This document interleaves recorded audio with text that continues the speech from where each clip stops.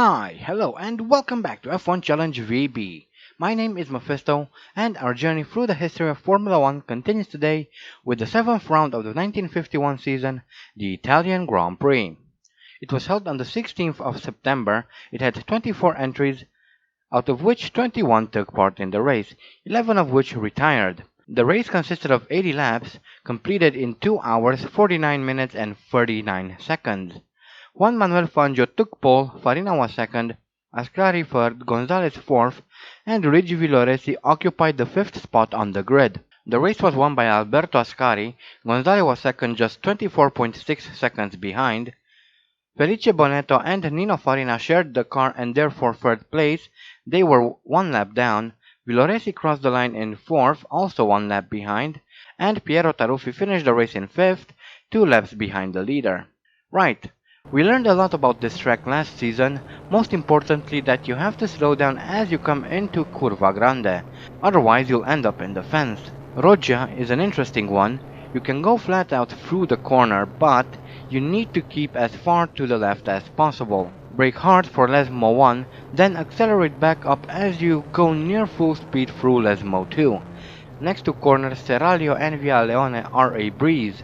Finally, coming into Curva Sud, brake hard for the first 90-degree corner. You need to sacrifice a bit of speed coming through here in order to get a good exit out of the second 90-degree corner, and that is a lap around Monza.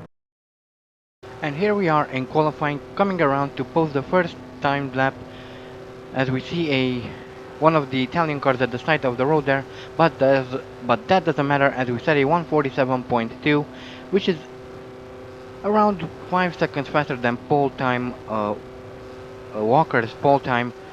Next we set a 46.5, which is quite an improvement, about a second, even more actually. However, I wasn't happy with that, and then I come around to set a 45.6, still not the greatest. However, at this point I was quite happy with my qualifying time, so that was my fastest. Hopefully it will land us in a good position on the grid. And here we are at the grid walk, and we have Fangio on pole, Ascari is second, Piero Taruffi is third, Peter Walker drops down to fourth, Nino Farina is fifth, Andy Higgs Andy Higgs is sixth, Sanesi seventh, Luigi Fagioli is eighth, Jose Froilan Gonzalez ninth, Luis Chiron 10th, Louis Rosier 11th, De Graffenried 12th, Luigi Villoresi 13th, 14th is André Simon, followed by Felice Bonetto in 15th, Johnny Claes 16th, Rudy Fischer 17th, Cabantu 18th, Robert Manzon 19th, and finally we have André Pilet in 20th. So that is the grid lineup, and as you can see, the weather is absolutely miserable. It's raining cats and dogs outside, so this is going to be a very interesting start. Flag is up and it's down and we are off. Quite a hairy start here. Struggling for grip. These thin tires have a very small surface. Can't talk again. These narrow tires have a very small surface patch because of how narrow they are, and I crashed into one of the Italian cars there. Luckily, neither of us got hurt as I lose a lot of positions. We were down in 12, and there goes André Pilet in the Talbot, number 17 Talbot. But we easily overtake him, and we are now in 9th. We have Pilet overtakes us once more, and so does Felice Bonetto in his Alfa Romeo, but that's to be expected. The Alfa Romeo is much faster than the BRM, or at least it should be. And here we have a replay of the start once again. Everyone's struggling for grip around here. We even see a car going off the track a bit, but everything seems fine at this point. However, as we reach this point, people start to lose control of their car. We see Peter Walker there crashing, and we see a lot of tires flying all over the place. That was quite hairy, and I kind of understand it given the conditions. And here we have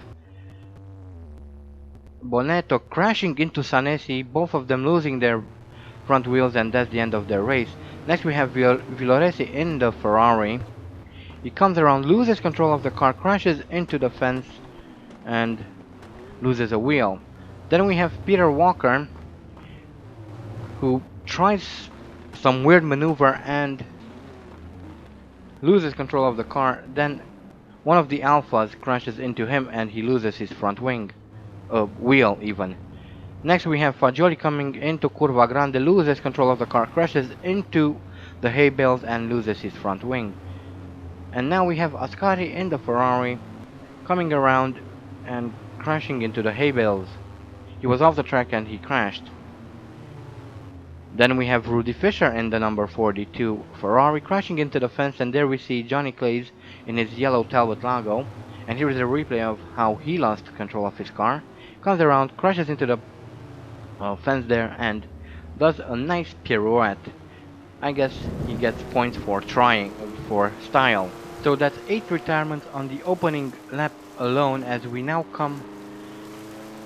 just started lap 2 now, chasing after the Grafenried with around 16 seconds of the road.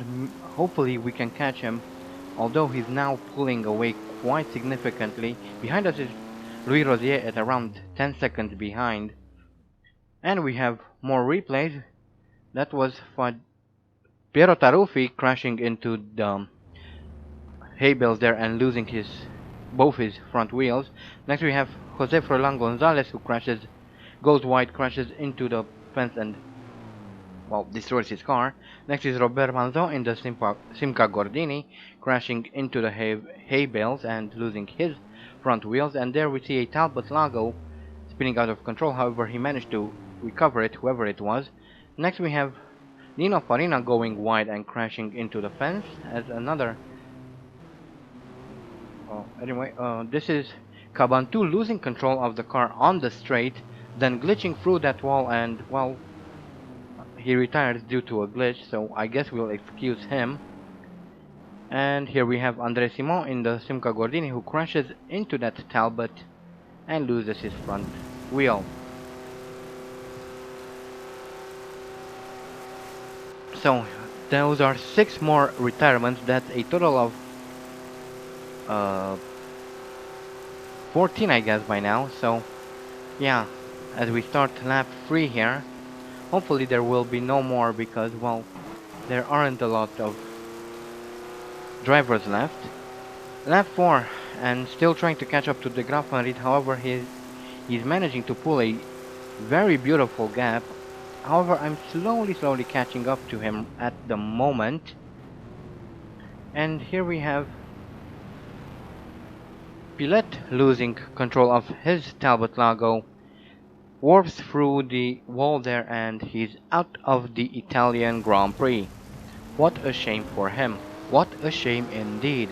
So if my calculations are correct, we are now standing at 15 retirements, so 5 more cars left.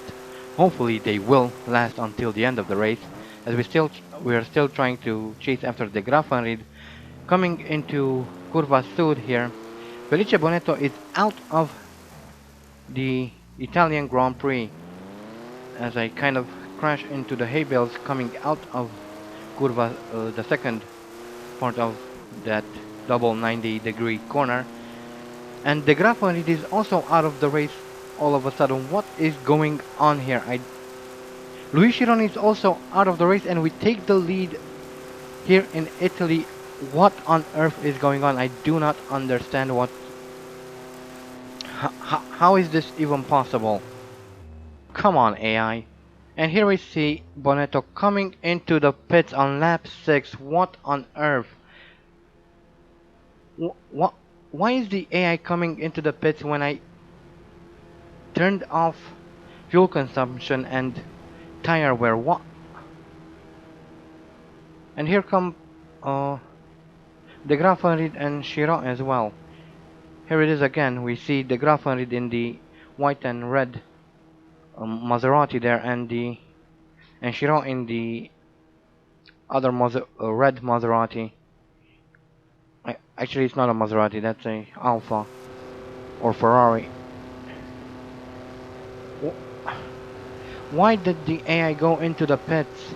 I do not understand. What? Ah well, so if my calculations are correct, there are only two cars left in the race. However, I have no idea who the other car is. I think this is the one. As we come and lap it, it's one of the French cars. I'm not. I don't entire. I'm not. Can't talk. I'm not entirely sure who it is, but I guess we'll find out soon enough.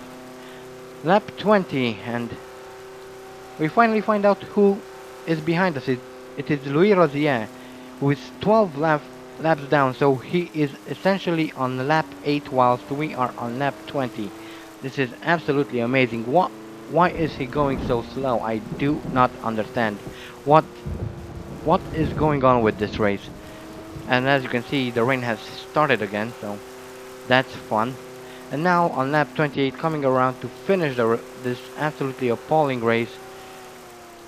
It wasn't a good one, was it? So there you have it. We win. Louis Rosier is, well, second. However, he's not because he didn't finish 90% of race distance. We also set the fastest lap, and here we have all the retirements. Although I guess I could have put Rosier here as well, so, but I don't know why I didn't. It wasn't a very good race, come on, let's face it. This is quite annoying, to be honest.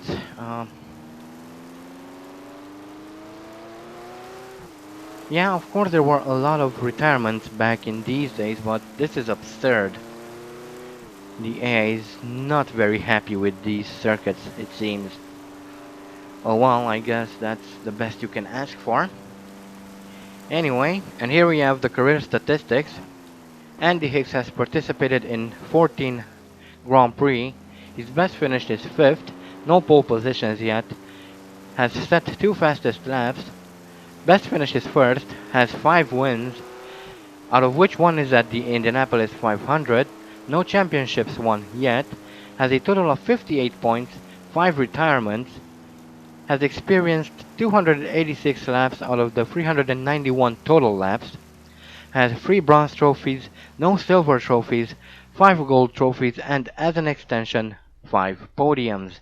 And here are the championship standings. We are still in the lead of the championship, and if my math is correct, I think we've just won the 1951 championship.